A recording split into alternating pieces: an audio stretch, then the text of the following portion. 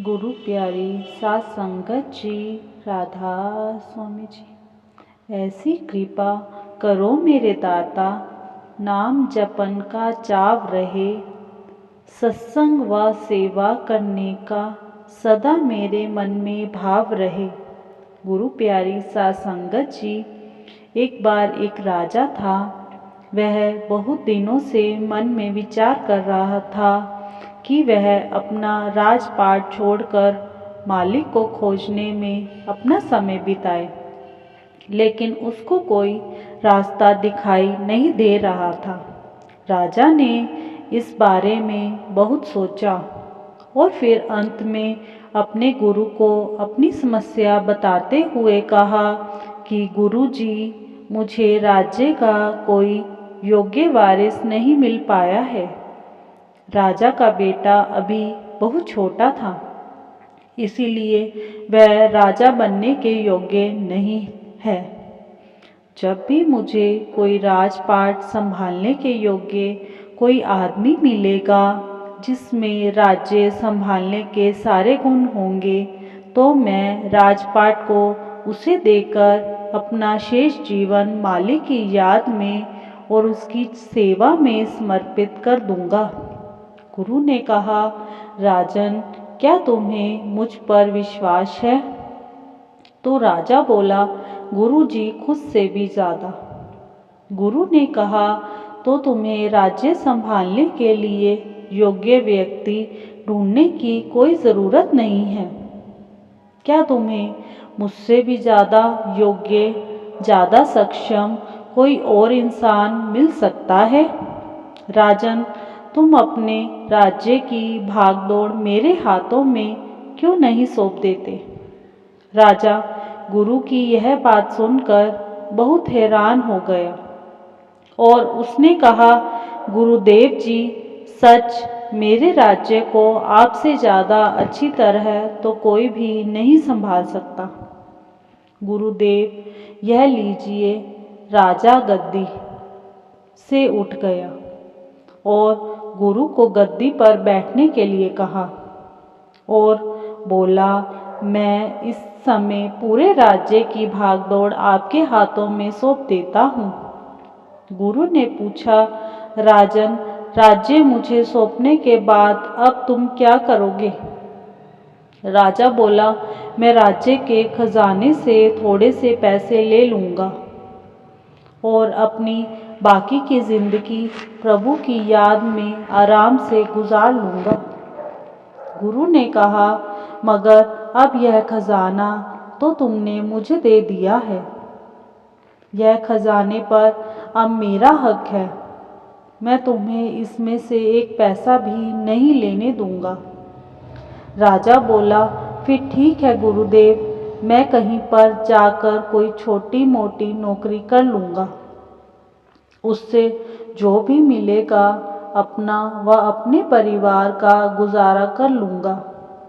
गुरु ने कहा, राजन, अगर तुम्हें काम ही करना है तो मेरे यहाँ पर एक नौकरी खाली है। क्या तुम मेरे यहाँ पर नौकरी करना चाहोगे? राजा बोला, जी गुरुदेव, कोई भी नौकरी हो, मैं करने को तैयार हूँ। गुरु ने कहा, राजन, मेरे यहाँ पर एक राजा की नौकरी खाली है। मैं चाहता हूँ कि तुम मेरे लिए यह नौकरी करो और हर महीने राज्य के खजाने से अपनी तनख्वाह लेते रहना। गुरु भी तपस्या करने के लिए कहीं दूर चले गए। एक वर्ष बाद गुरु ने वापस लौटकर देखा कि राजा बहुत खुश था। गुरु ने पूछा, राजन, मेरा राज्य कैसे चल रहा है? अब तो राजा के दोनों ही काम हो रहे थे। जिस अध्यात्म के लिए राजपाट छोड़ना चाहता था वह भी चल रहा था और राज्य संभालने का काम भी अच्छी तरह चल रहा था। अब उसे कोई चिंता नहीं थी। क्या उसके जीवन में कोई परिवर्तन हुआ? नहीं, कुछ भी तो नहीं। सब वही था, राज्य भी वही, राजा भी वही, काम भी वही। बस गुरु ने राजा के देखने का नज़रिया बदल दिया था। इसी तरह आप भी जीवन में अपना नज़रिया बदलें, मालिक बनकर नहीं, बल्कि यह सोचकर सारे कार्य करें कि मैं उस मालिक की नौकरी कर रहा हूँ। अब हानि लाभ सब वह मालिक ही जाने। सब कुछ उस मालिक पर छोड़ दें, फिर आप सदा हर समस्या और हर परिस्थिति में खुशहाल रह पाएंगे। इसी के साथ छोटी सी साखी और है। एक मालिक का प्यारा शख्स था जिसका नाम अवतार था। वह छोले कुलचे बेचने का काम करता था। उसकी पत्नी रोज सुबह सवेरे उठकर नहा धोकर अपने कुल मालिक का सिमरन करती और छोले कुलचे बनाने में अपने पति की पूरी मदद करती थी। वह जाकर बाजार में छोले कुलचे बेचकर आता था। उसके छोले कुलचे बहुत स्वाद होते थे। लोग जल्दी जल्दी उससे आकर छोले कुलचे लेते थे कि कहीं ख़त्म ना हो जाएं। एक बार की बात है कि एक फ़कीर जिसके पास कुछ खोटे सिक्के थे, वह सिक्के लेकर अवतार के पास आया। उसको सारे बाजार में किसी ने भी कोई वस्तु नहीं दी थी, तो वह अवतार के पास छोले कुलचे लेने के लिए आता है। अवतार जानता था कि यह फ़कीर काफ़ी दिनों से भूखा है। इसने कई दिनों से कुछ नहीं खाया। तो अवतार ने उसका खोटा सिक्का देखकर भी उससे मालिक के प्यारे को छोले कुलचे दे दिए।